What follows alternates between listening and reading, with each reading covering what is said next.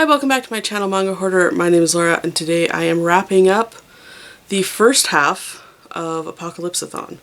So this is a readathon that I'm participating in. It's being hosted by Sue's Book Nook. If you want to join in, it's not too late. There's still 2 weeks to go. Probably. I'm hoping to get this video up anyway this weekend. And this, of course, like the name suggests, is about reading books with apocalypse as the theme, and I have read quite a bit, which is why I actually want to do a partway through the month wrap-up. Also, because I haven't been wrapping things up, and I have time to film a video right now, so I want to do this now in case I continue my bad trend of not wrapping things up and talking about the manga I'm reading. So I've read quite a bit. Some of this is not for the readathon. I'm going to talk about those two things first, I guess, and then I'll talk about the rest. So basically it's just everything that I've read in the first 2 weeks of September. And there's almost 40 volumes here, so it's a lot. I think the big difference is that I recently bought one of those little utility carts. A lot of people have been buying them on BookTube. It was a big trend about a year ago. I think it has sort of died down a little bit, or everyone already has one now. And it was really big about a year before that on the planner tube. And I've been just sort of eyeing them, and all of a sudden Michaels came out with a slightly bigger little utility cart, and so I decided to pick one up. And I have put all of my TBR on the top of the cart. And now it's just sort of like, it's so obvious, these are the books I should be picking from, so I will pick them as I go. And so I actually have been kind of just thumbing through my TBR every day and just seeing what it is I might want to read and picking something, even if I'm not terribly in the mood for it. It just seems to be working. Hopefully it will continue to work, because I haven't read this much in such a volume and such a bulk in a while. I don't feel like I've spent a lot of time reading, but I've been getting through a lot, so that's really cool. Anyway, so I'm going to show you what I read, not for this readathon first. There's actually just 2 titles, and then I will show you everything that I've read for the readathon. So first up we have From Far Away. This is by Kyoko Hikawa. It's not a very stable stack.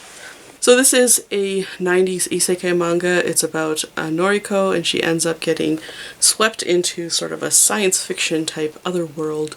There she meets a young man who has sort of unimaginable powers, and they end up sort of traveling together. Basically she ends up finding out that she's sort of like this chosen one, in that she is the key to unlock this man's powers. Unfortunately, the man himself has been prophesied that he is going to become the Sky Demon to destroy the world. So in a sense, this is actually an apocalyptic type title, in that the world is on the brink of destruction. And there are people, of course, who want to capitalize on his destructive power, and so are trying to capture them. It's an interesting title, though. It's one I've read many times before. It's interesting in that when Noriko arrives in this new place, she doesn't speak the language. And in every other isekai manga I have read, they learn the language in some magical way. She learns it by learning it. So she has to, spend some time. Of course, she learns it quite quickly, but she does work hard and tries to do what she can do. So she's just sort of resourceful. She's not terribly skilled. She's not terribly, strong or anything like that, but she just tries to do what she can do. The other great thing about this is that, of course it's a romance, but the guy, I can never remember anyone's names. Oh, Izark. The guy named Izark, he falls in love first. And it's really obvious, how much he needs her, because he's been alone his entire life, because he's going to turn into this thing. He's never really had anyone to care for, and he falls in love with her pretty quick. So it's just really, really sweet. It's super cute. I love it a lot. I read it often. It flies. That took me 2 days to read. It's a really quick read. The translation, particularly at the beginning, is a little awkward. There's some really obvious translation issues, but as far as I'm concerned, it's just fun. And this one you can actually still pick up, even though it is out of print. You can still read it digitally through Viz. They do have it, and I think this one is also available through some libraries, so you might want to check your library's overdrive and see if they have it.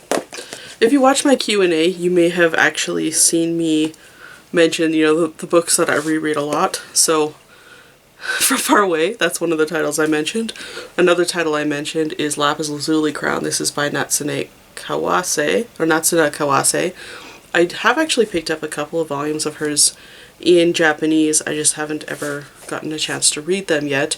This one's just 2 volumes long. It's about a girl who is a magic user. She's from an old wealthy family who has sort of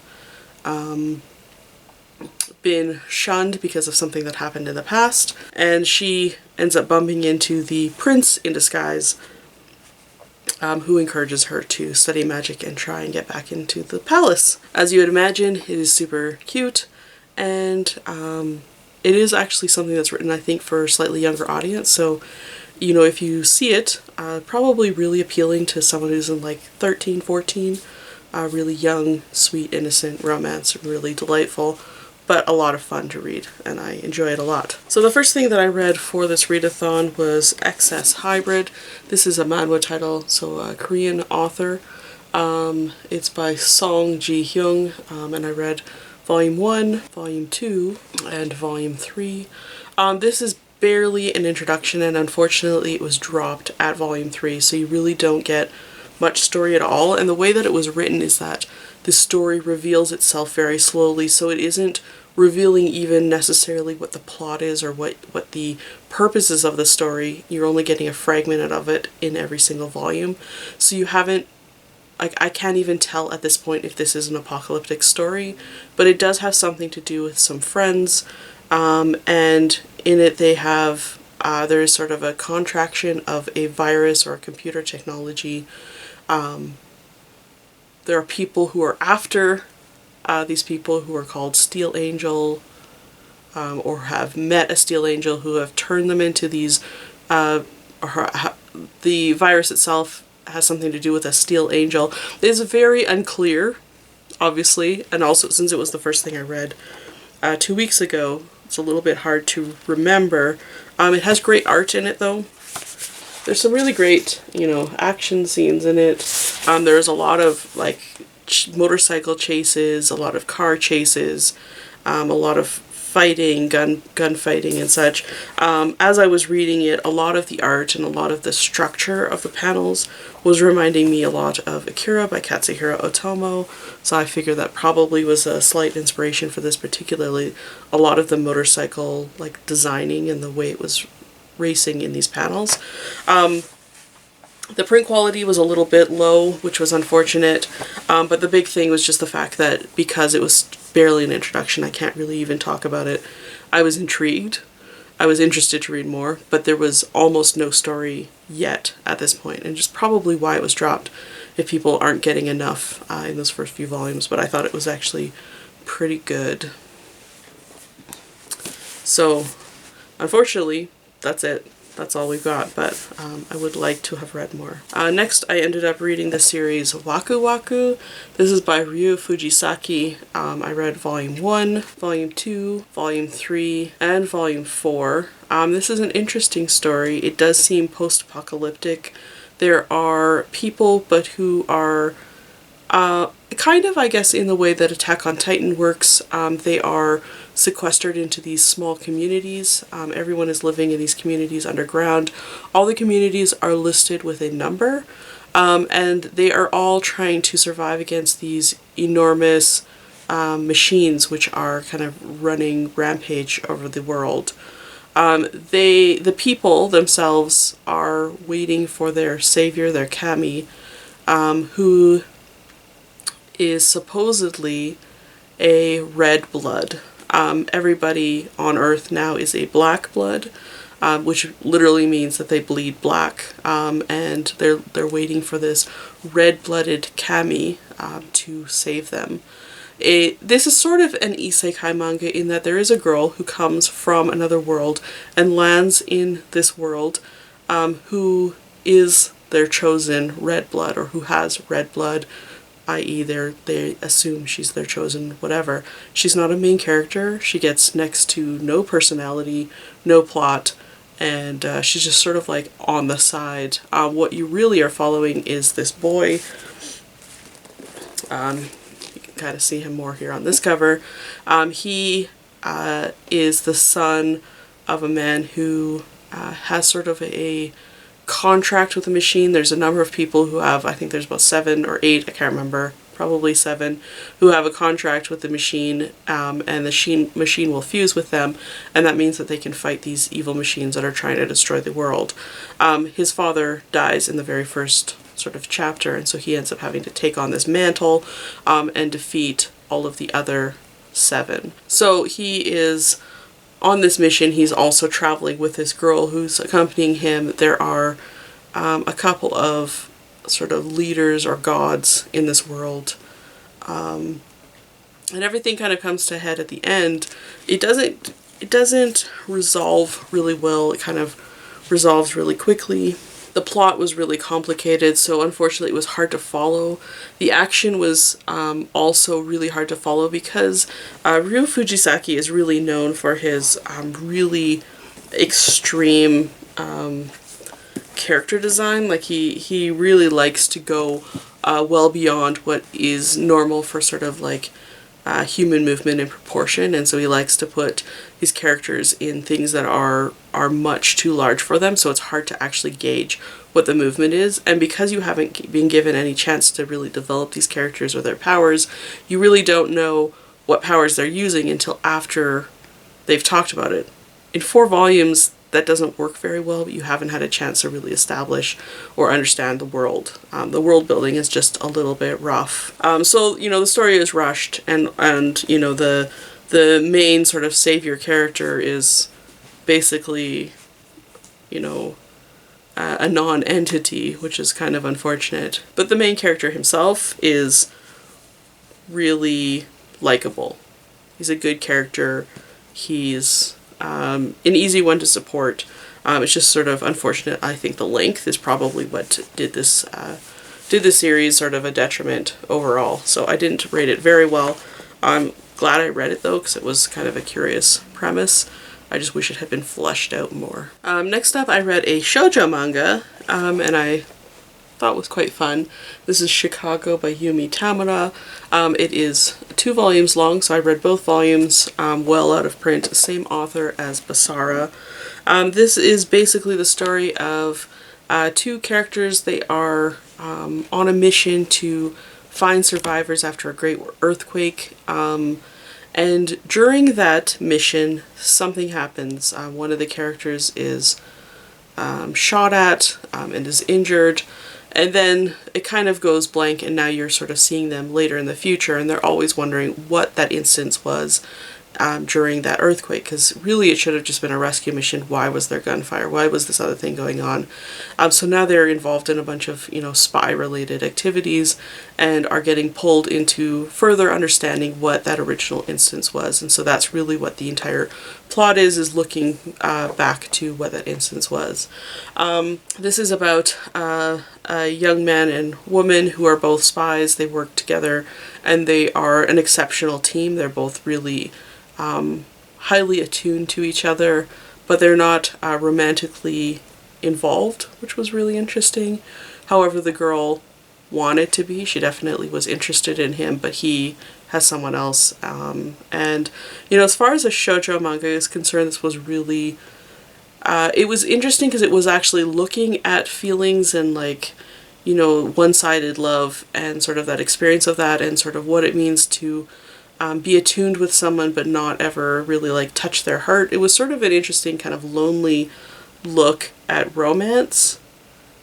I found it very different and really interesting and unique and fresh. So I really enjoyed that. Unfortunately, because, like, you know, all action series, 2 volumes is too short. It's just too short. So it ended a little bit convenient. The scenario was a little bit grandiose for something that's only 2 volumes long, so it didn't quite pull it off, but there's some really interesting personal exploration and emotional exploration, which I was unexpected in this. It certainly is apocalyptic. I can't remember what the apocalypse is, so I'll definitely have to look at it again. But yeah, I really liked it. I liked the characters, and I liked sort of this interesting background discussion.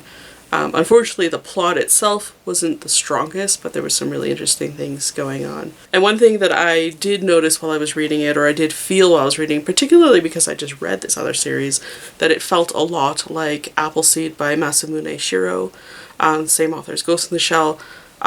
These 2 titles had a really similar feel to them, similar vibe, kind of the duo who are working in this post-apocalyptic kind of world, and they're like, you know, very tuned with each other, trying to investigate different sort of high-level crimes. So it kind of just had that same feeling, except for this was a lot easier to follow than Appleseed was, so I like this one a bit better. But certainly if you like Appleseed, this is a good second place to go to. The next volume is the only volume in this series because it was either dropped or the publisher went out of business right when it was done. And that's so disappointing because I think it was my favorite, at least favorite read up to this point. This is Blue Inferior. It's by Kyoko Shitou. I think this is actually shonen manga, if I recall. It is drawn in sort of an 80s fashion. So the art is just completely adorable. The character design is just really, really wonderful. It is a post-apocalyptic story. It's basically at a point in the world has been mostly destroyed. Again, like the Waq Waq, the society is in like small communities and they're very separate from each other. We're only following people from one particular community, and they don't even know if there are any other communities out there in the world. But they are in what is known as a sacred land. Basically, it's an untouched land. It can provide for the needs of the community that lives there. But of course, it is illegal for anyone to leave because it is too dangerous. The world is being overrun by Ajin, or a monster demi-human, who have poisonous blood, and when they contract or come into contact with humans, they basically will kill them, either through their blood or whatever. This girl here on the cover, she ends up arriving, just sort of landing on the beach, somehow has arrived in this new sacred land. She does not belong to their society. They don't know where she's come from. She has no memory. And so it is kind of a highly intense plot about who could she be? Is she part of this Ajin? Has her family been killed by Ajin? Where are all the other people? Where is her family or whatever? There's a lot of things going on in this title. I found it was really intense. It was really well developed. The characters were all quite strong. Everybody is quite likable. Even the bad guy, and there, the twist. There's a twist right kind of near the beginning of this, which was really quite interesting.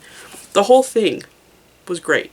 But it ends on a cliffhanger, and then there's no more because they didn't publish anymore, and I don't know why, because this was fantastic. I do believe Blue Inferior is an anime, so I definitely will go and check out and see if I can get my hands on it, because I liked it a lot.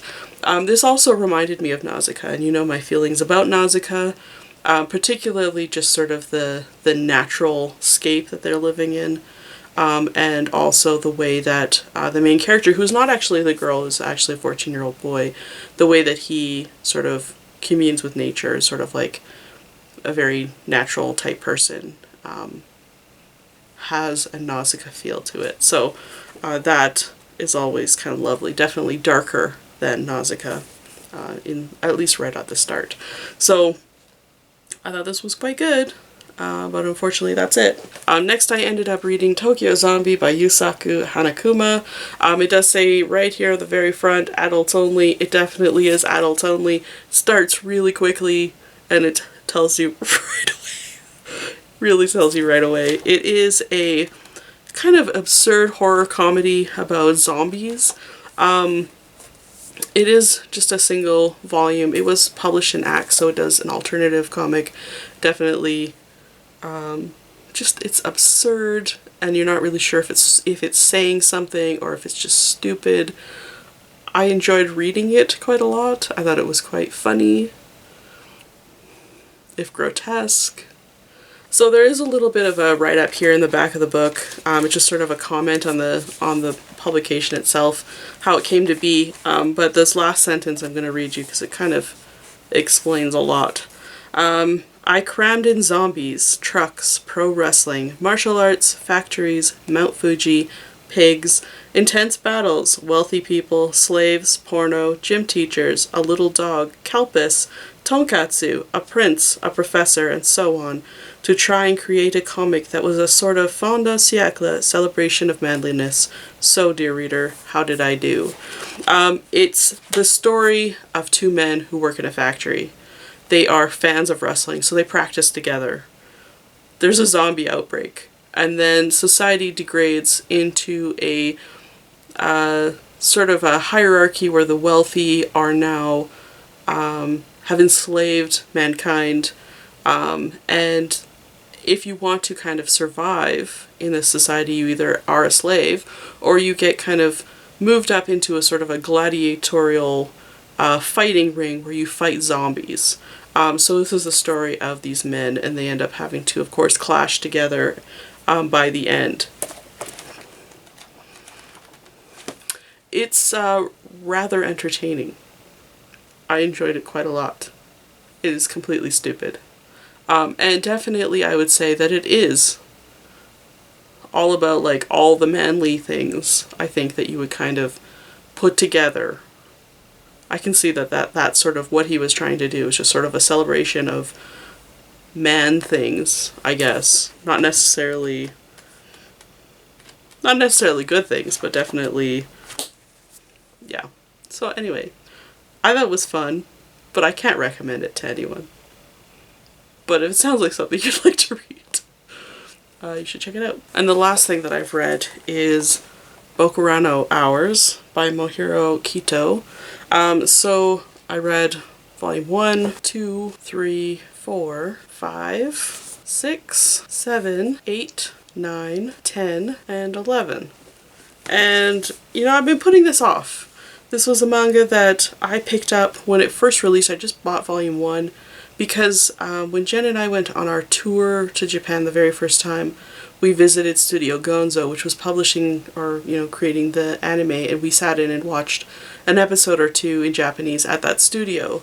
So it was sort of a nostalgic thing. Of course, I'll pick it up. It wasn't something that appealed to me at the time. I really, really liked this title, and I was surprised at how hooked I was on it. Particularly because it's fairly episodic, which is really strange, but because of the way that this story works, there's an overlying story, and then it has to be episodic in order for the plot to work. I thought it was great, and there was some really great twists and turns in it, some where you felt like the author was pointing you in a direction, and then when it happened you're like, oh, that was okay, but it turns out, actually, this is a bait and switch. So you were anticipating it, you thought you were being clever, you know, whatever, but actually there's something completely different was going on. So I was really impressed with the title, with the writing. There was a little stumble at the end. I think the ends are always hard to pull off, particularly in series like this. I wasn't too disappointed with it. I enjoyed the entire experience. The other thing is I didn't cry in this, even though this is could be a potentially really sad story.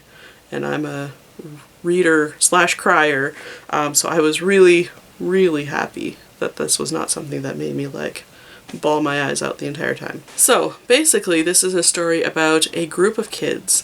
They've been sent to summer camp. They all have different situations at home, but they've been sent to summer camp and they're kind of bored with camp, and so they're exploring around this island.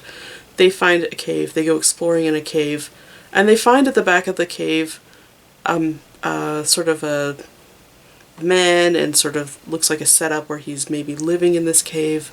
And the man says, I have this new game and you kids can play this game if you want. You have to sign this contract and basically you get to be the Earth's hero. You get to pilot a robot and fight alien invaders. And they say that sounds fun, and so most of them sign up and play this game. And when it's their turn to pilot the robot, their name is called, and they get to pilot the robot and fight against aliens. What they don't know when they're signing up, of course, that this is not just a game, this is a real life game, where if they do not win, the Earth will be destroyed by that robot. Or by that alien who is attacking them. And if they do not play, their Earth will be destroyed. But if they do play, they will die. And so each child has their name called and has to come up and has to fight. And so of course it's an episodic kind of picking off every child as the story progresses, and all of their experiences and what they have to mentally kind of prepare for in order to go into battle, in order to save the world, and everything that sort of led up to that, and sort of the importance of life to them. It's surprisingly good. The kids are surprisingly kind of maturely approaching death. You know, like it's not Ikigami. You know, it's sort of a similar situation where people are told they're about to die and then a lot of them just go absolutely crazy. For the most part, these kids are maturely approaching the situation, are not telling people about it, are just trying to live their best last hours on Earth before it's their turn to die. It's pretty great, definitely apocalyptic story. Kind of hard to see, you know, kids have to experience this. Certainly there's a lot of, like, there's other involvement, there's a lot more plot to it, there's some really great other things that are going on. There's some interesting character development, and even the way that it sort of ends is interesting, although I do feel like it wasn't quite pulled off as well, because it was a little bit confusing at the very end, but I really enjoyed the read of that, so I would highly recommend it if you can find it. I hear Volume 3 is hard to find, more than the others, so if you see it somewhere cheap though, I would pick it up. It's quite a good read. I also was interested because I recently read something else by this author that I didn't know, and it was just a really strange sort of another like alien invasion, kids getting powers type story. Daytime Shooting Star, I think that's what it was called, and it was something that's in the old Dark Horse magazine that they used to publish, so I was reading through some of the issues from that, and I was reading through those. It's a really weird story, but really compelling too. This one is definitely a stronger story, stronger characters, stronger design, stronger writing than that other one, so yeah, I thought it was quite good. Liked it a lot. I definitely would recommend checking it out. So, I read nearly 40 volumes in the last 15 days. Kind of impressive. Or impressed with myself. I still have lots of things on my TBR or in my TBR cart. I've been given a few more recommendations from some of you, so I'm going to add those books now that there's a little bit of space. And I still haven't read any of my Day of the Triffids, which was the one novel I was going to try and read this month, so I'm going to still try and do that. Still have 2 weeks to go. Let me know if you're participating in this and what you're reading, or let me know any recommendations you have for manga that are apocalyptic in some way.